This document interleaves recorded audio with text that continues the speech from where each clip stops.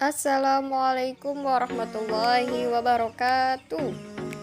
Halo semua, perkenalkan nama saya Anissa Fitri dari Universitas Muhammadiyah Profesor Dr. Hamka.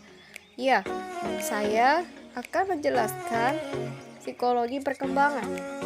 Langsung saja ke materi pertama, yaitu tentang perkembangan dan pertumbuhan. Ya, di sini siapa yang tahu apa itu perkembangan dan pertumbuhan?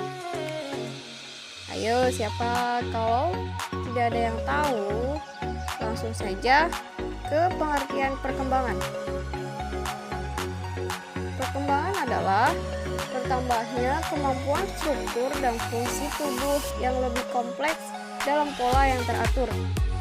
Perkembangan menyangkut adanya proses diferensiasi dari sel-sel tubuh, jaringan tubuh, organ-organ, dan sistem organ yang berkembang sedemikian rupa sehingga masing-masing dapat memenuhi fungsinya. Ya, faktor yang mempengaruhi perkembangan ada hederitas, kondisi lingkungan, peran kematangan, lingkungan sosial, status sosial, budaya ras etnis, dan konteks sejarah. Dan yang kedua itu pertumbuhan. Dari pengertian tumbuhan sendiri ialah berkaitan dengan masalah perubahan dalam besar, jumlah ukuran atau dimensi tingkat sel, organ maupun individu yang dapat diukur dengan ukuran berat, ukuran panjang, umur tulang, dan keseimbangan metabolis atau retensi kalsium dan nitrogen tubuh. Materi selanjutnya, lifespan. Pengertian lifespan adalah teori tentang perkembangan seseorang melalui tahapan. Teori ini dikemukakan oleh Erik Erikson.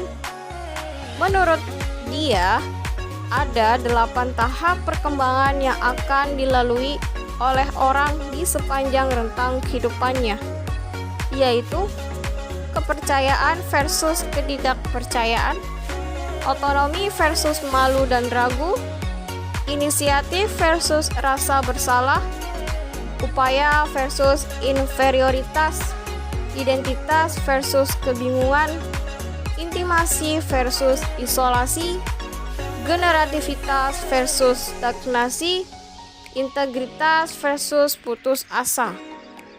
Tahapan lifespan. Dalam tahapan lifespan ini dibagi menjadi beberapa tahap. Yang pertama yaitu tahapan infansi dari lahir sampai usia 2 bulan. Yang kedua tahapan bayi dari usia 2 minggu sampai usia 2 tahun. Yang ketiga perkembangan kanak-kanak dari usia 2 tahun sampai 12 tahun. Yang keempat, tahapan perkembangan pubertas dari umur 12 tahun sampai 16 tahun. Yang kelima, periode remaja dari usia 14 tahun sampai 21 tahun. Yang keenam, periode dewasa awal usia kurang lebih 18 tahun sampai kurang lebih 40 tahun. Materi selanjutnya yaitu teori psikologi perkembangan. Yang pertama, teori biopsikologi. Biopsikologi adalah ilmu yang membahas keterkaitan antara aspek biologis dan aspek psikologis yang khusus berobjek pada manusia.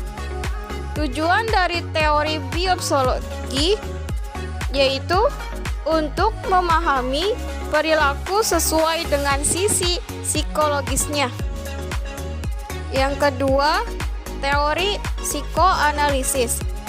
Dalam teori psikoanalisis yaitu untuk menunjukkan bahwa perilaku manusia ini dikuasai oleh personalitasnya atau kepribadiannya. Yang ketiga, teori psikososial. Dari pendapat Erikson yaitu berusaha menjelaskan bahwa ada hubungan timbal balik antara pribadi dan kebudayaan sampai orang tersebut menjadi dewasa. Nah, di sini terlihat bahwa lingkungan hidup seseorang dari awal sampai akhir dipengaruhi oleh sejarah seluruh masyarakat. Karena perkembangan relasi antara sesama manusia, masyarakat, serta kebudayaan semua saling terkait. Yang keempat, teori kognitif. Teori kognitif adalah segala sesuatu yang berhubungan atau melibatkan kognisi atau berdasarkan pengetahuan faktual yang empiris.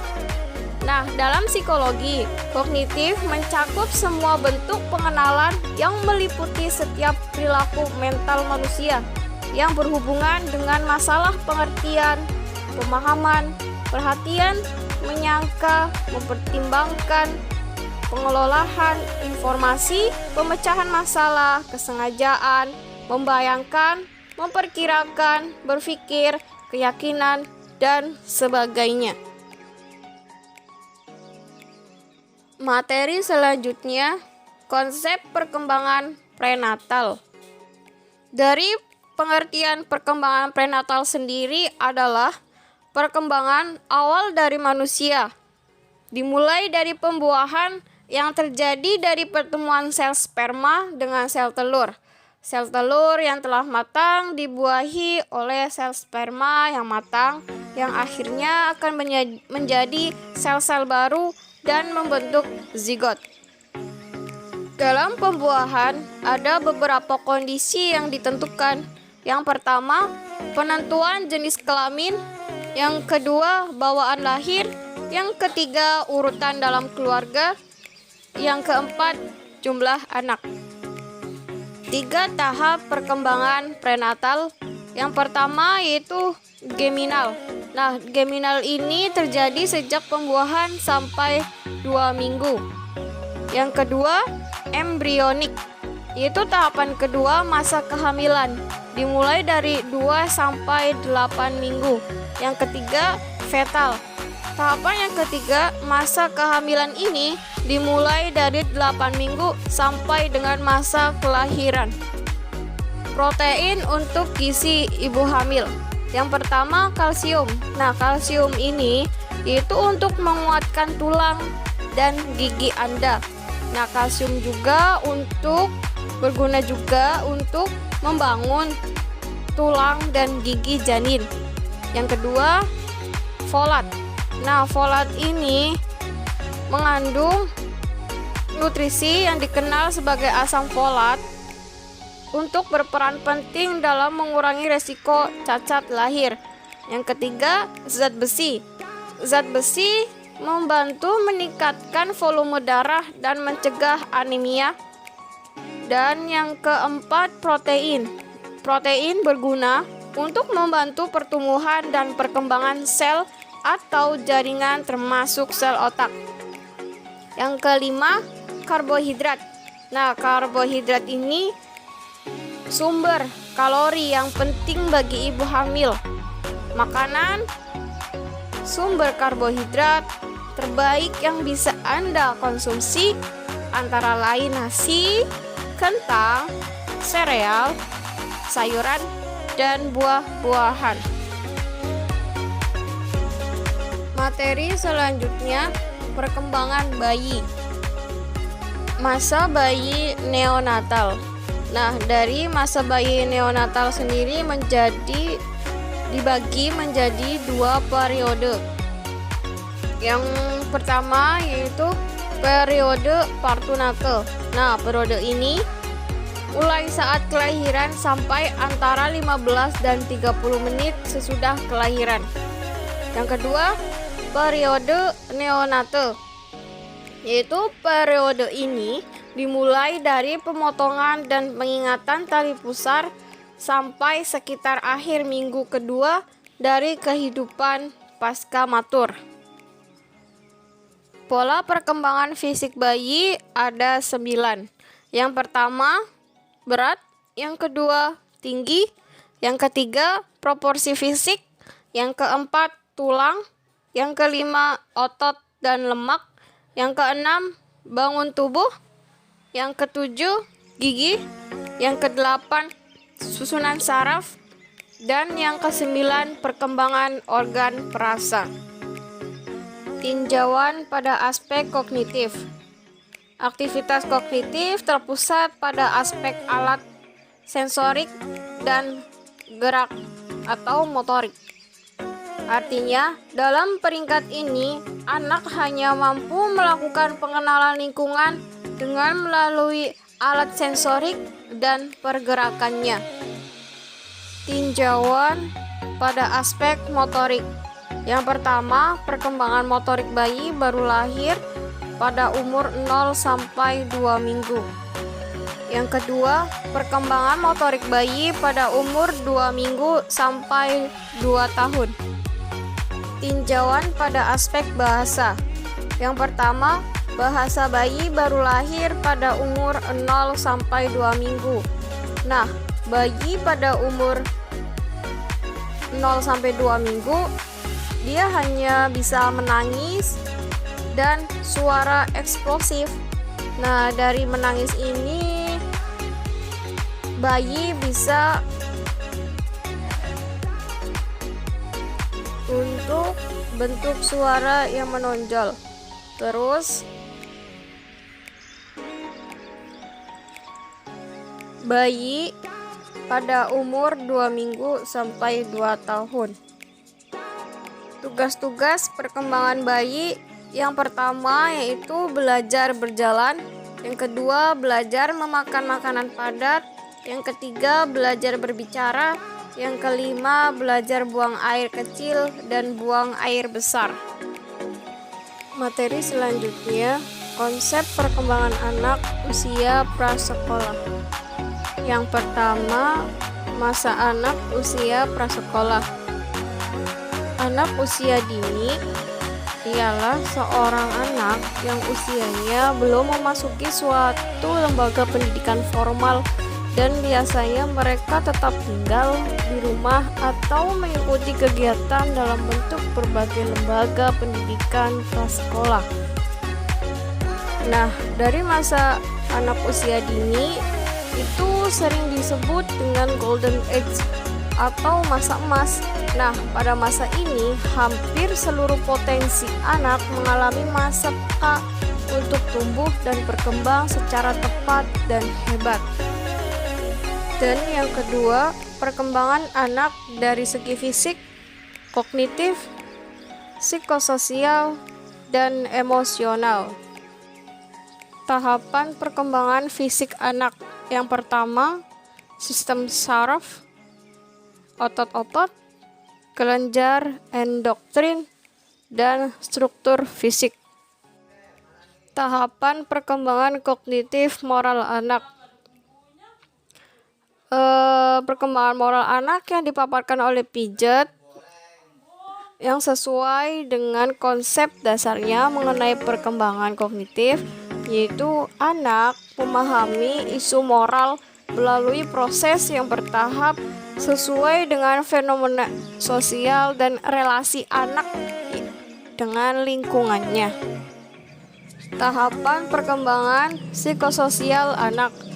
Dari tahapan perkembangan psikososial anak sendiri dibagi menjadi 4. Yang pertama, perkembangan emosi. Yang kedua, perkembangan sosial. Yang ketiga, perkembangan permainan. Dan yang keempat, perkembangan moral. Materi selanjutnya, konsep perkembangan anak usia sekolah dari sisi fisik, kognitif, psikososial, bahasa, dan emosional. Yang pertama, psikologi perkembangan pada anak usia sekolah SD. Psikologi perkembangan pada anak usia sekolah SMP. Psikologi perkembangan pada anak usia sekolah SMA. Dari psikologi perkembangan pada anak usia sekolah pasti mempunyai perkembangan fisik, perkembangan kognitif, perkembangan psikososial, perkembangan emosional, dan perkembangan bahasa. Pasti di setiap perkembangan pada anak pasti ada perkembangan yang tadi saya sebutkan. Materi selanjutnya, perkembangan masa pubertas. Pengertian pubertas. Pubertas adalah periode yang unik dari khusus yang ditandai oleh perubahan perkembangan tertentu yang terjadi dalam tahap-tahap lain dalam rentang kehidupannya. Nah, dari perubahan fisik itu merupakan gejala primer yang bertumbuh pada masa remaja yang berdampak terhadap perubahan psikologis. Pubertas pada anak perempuan itu mempunyai ciri awal. Yang pertama ini pertumbuhan payudara, pertumbuhan rambut pada lengan dan kaki atau di area organ seksual, dan ketiak. Menstruasi, pinggul membesar, dan munculnya kumis tipis pada beberapa anak perempuan. Pubertas pada anak laki-laki mempunyai beberapa ciri. Yang pertama, membesarnya ukuran penis, tumbuh rambut keriting pada area organ seksual, dan juga ketiak. Terus mimpi basah, tinggi badan meningkat drastis, terbentuk otot-otot. Materi selanjutnya, konsep perkembangan remaja. Pengertian remaja. Remaja adalah masa peralihan dari masa anak-anak dengan masa dewasa dengan rentang usia antara 12 sampai 22 tahun, di mana pada masa tersebut terjadi proses pematangan, baik itu pematangan fisik maupun psikologis. Perubahan dari sisi fisik, kognitif, psikososial, bahasa, intelektual, dan emosional. Dari perubahan sisi fisik dibagi menjadi dua. Yang pertama, perubahan fisik pada laki-laki, yaitu mimpi basah, jagung membesar, tumbuh rambut di depan area, dan lain-lain. Yang kedua, perubahan fisik pada perempuan. Yang pertama, menstruasi pertama, perubahan payudara, tumbuh rambut, puncak jerawat, dan lain-lain. Pada aspek kognitif. Nah, pada aspek kognitif ini biasanya anak pada usia 11 tahun ke atas itu sudah berpikir logis. Jadi masa dewasa ini aspek perasaan dan moralnya juga telah berkembang, mulai berinteraksi dengan lingkungan, sudah mulai mampu mengembangkan pikiran moralnya. Mereka juga mampu mencapai logika dan rasio serta dapat menggunakan abstraksi. Psikososial. Berkembangnya kesadaran akan kesunyian. Adanya upaya memilih nilai-nilai sosial. Mulai ada rasa tertarik terhadap lawan jenis. Jaringan sosial sangat luas, meliputi jumlah orang yang semakin banyak dan jenis hubungan yang berbeda. Bahasa. Terjadi peningkatan penguasaan dalam penggunaan kata-kata yang kompleks. Mengalami kemajuan dalam memahami metafora. Meningkatnya kemampuan memahami literatur yang rumit. Berbicara dalam kalimat yang mengandung dialek, yaitu variasi bahasa yang memiliki kosakata, tanda bahasa, atau pengucapan yang khas. Intelektual pada periode remaja ini semakin berkualitas dengan bertambahnya kemampuan remaja untuk menganalisis dan memikirkan hal-hal yang abstrak. Akibatnya, Remaja makin kritis dan dapat berpikir dengan baik. Pikiran remaja sering dipengaruhi oleh teori-teori dan ide sebagai menimbulkan sifat kritis terhadap lingkungannya.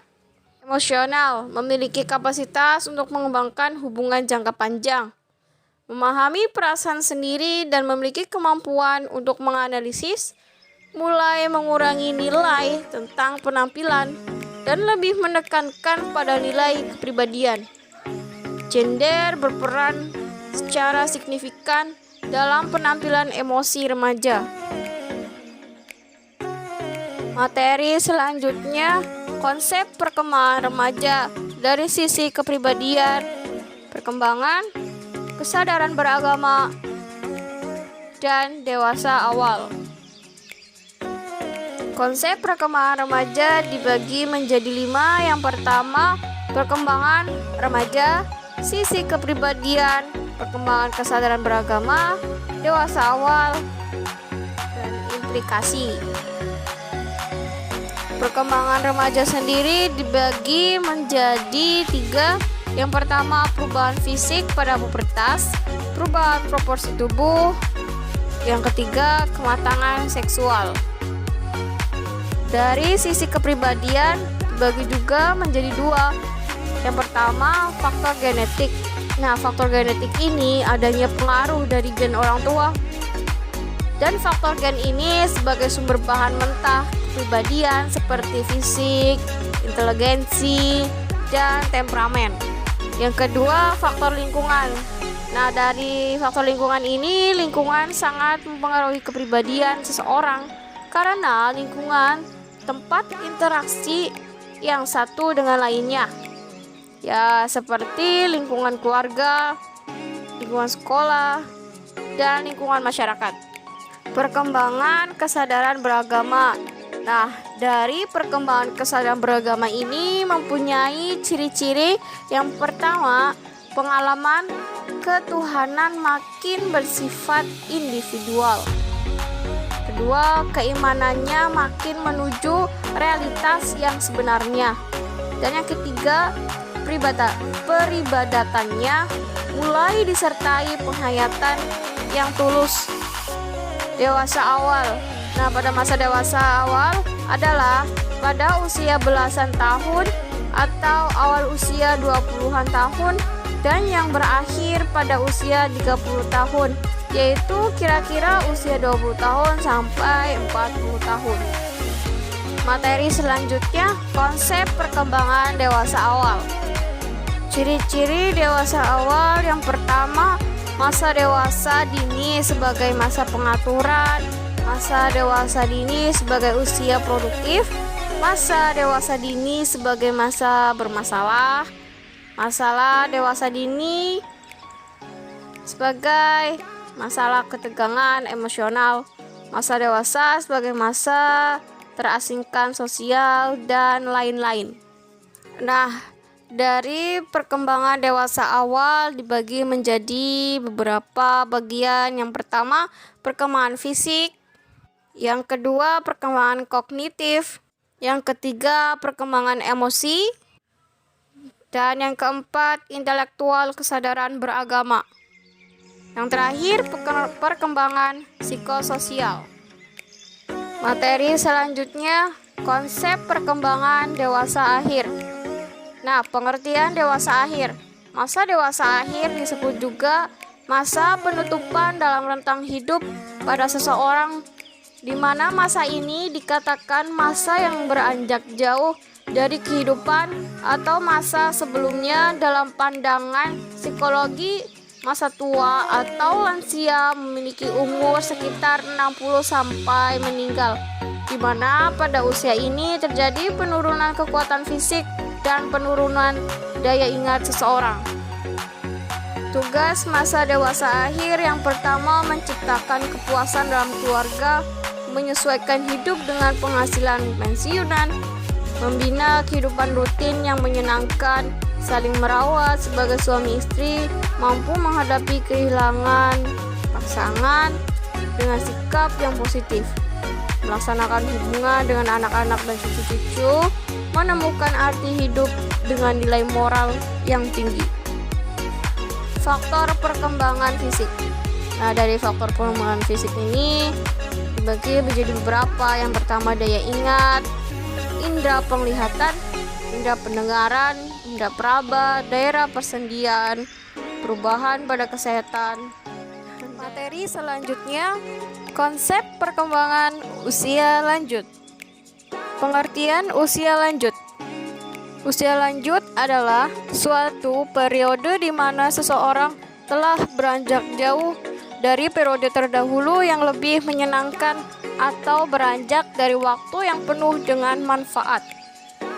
Penyesuaian diri terhadap perubahan fisik. Yang pertama, sistem saraf. Yang kedua, sistem sensoris. Yang ketiga, sistem kardiovaskuler dan pernapasan. Yang keempat, sistem imun. Perubahan kemampuan mental pada usia lanjut. Yang pertama, penyebab perubahan dalam kemampuan mental. Yang kedua, variasi perubahan mental. Perubahan minat pada usia lanjut. Yang pertama, minat pribadi. Yang kedua, minat untuk rekreasi. Yang ketiga, minat dalam sosial. Yang keempat, minat terhadap keagamaan. Yang kelima, minat terhadap mati. Minat pribadi sendiri dibagi menjadi 4. Yang pertama, minat dalam diri sendiri, minat pada penampilan. Yang ketiga, minat terhadap pakaian. Yang keempat, minat terhadap uang. Minat untuk rekreasi. Pria dan wanita berusia lanjut cenderung untuk tetap tertarik pada kegiatan rekreasi yang biasa dinikmati pada masa mudanya. Dan mereka hanya akan mengubah minat tersebut kalau betul-betul diperlukan. Perubahan utama yang terjadi adalah secara bertahap mempersempit minat dibanding perubahan radikal terhadap pola yang sudah dibentuknya, dan mengubah minat ke bentuk rekreasi yang bersifat permanen. Minat dalam sosial. Dalam bertambahnya usia mengakibatkan banyak orang yang merasa menderita karena jumlah kegiatan sosial yang dilakukannya semakin berkurang. Hal ini lazim diistilahkan sebagai lepas dari kegiatan kemasyarakatan, yaitu suatu proses pengunduran diri secara timbal balik pada masa lanjut usia dari lingkungan sosial. Minat terhadap keagamaan. Orang berusia lanjut menjadi lebih tertarik pada kegiatan keagamaan karena hari kematiannya semakin dekat atau mereka tidak mampu, tetapi pada umumnya mereka tidak harus tertarik pada kegiatan keagamaan karena kegiatan tersebut dapat menciptakan minat baru atau merupakan titik perhatian baru. Minat terhadap mati. Semakin lanjut usia seseorang, biasanya mereka menjadi semakin kurang tertarik pada kehidupan akhirat dan lebih mementingkan tentang kematian itu sendiri serta kematiannya. Pendapat semacam ini benar, khususnya bagi orang yang kondisi fisik dan mentalnya semakin memburuk. Pada waktu kesehatannya memburuk, mereka cenderung berkonsentrasi pada masalah kematian dan mulai dipengaruhi oleh perasaan seperti itu. Hal ini secara langsung bertentangan dengan pendapat orang muda yang menganggap kematian bagi mereka tampaknya masih jauh, dan karena itu mereka kurang memikirkan kematian. Materi selanjutnya, perkembangan psikologi manula. Yang pertama, teori psikososial. Nah, teori ini menerangkan bahwa semakin menua tingkat usia seseorang, maka semakin sering pula seseorang memperhatikan kehidupannya daripada isu yang terjadi di lingkungan sekitar. Beberapa perubahan manula dibedakan berdasarkan 5 tipe kepribadian. Yang pertama, tipe kepribadian konstruktif. Yang kedua, tipe kepribadian mandiri. Yang ketiga, tipe kepribadian tergantung. Yang keempat, tipe kepribadian bermusuhan. Yang kelima, tipe kepribadian kritik diri. Kesadaran beragama manula. Faktor dekatnya kematian bagi usia lanjut merupakan pemicu untuk menjalankan aktivitas agama. Dan umumnya orang beranggapan bila masih muda, kematian masih jauh. Kondisi ini membuat mereka lebih tertarik untuk mempelajari ajaran agama sebagai bekal menghadapi kematian. Kesadaran beragama yang muncul pada usia lanjut membuat mereka lebih ikhlas dan lebih tekun dalam menjalankan aktivitas beragama. Tetapi, masalah yang sering muncul ketika usia lanjut ingin lebih fokus beribadah, maka sering dibatasi oleh masalah kesehatan usia lanjut. Iya, teman-teman, dari mata kuliah psikologi perkembangan ini, dari materi awal sampai akhir itu menjelaskan tentang bagaimana kehidupan seseorang dari sebelum dilahirkan, yaitu dalam masa kandungan, sampai usia lanjut atau manula. Nah, itu bisa kita terapkan, bisa kita pelajari dan ambil hikmahnya. Semoga di materi ini kita semua bisa menerapkan apa yang sudah hak-hak kita yang perlu dijalankan. Nah, kesimpulannya, kita sebagai manusia saling bersosialisasi. Nah, dari itu maka kita harus mengingat siapa kita harus menolong ke siapa, dan tentunya kita harus mengingat adanya Allah Subhanahu wa ta'ala. Nah, dari materi yang saya sampaikan semoga bermanfaat, dan kurang lebihnya mohon maaf. Wabillahi taufiq wal hidayah. Wassalamualaikum warahmatullahi wabarakatuh.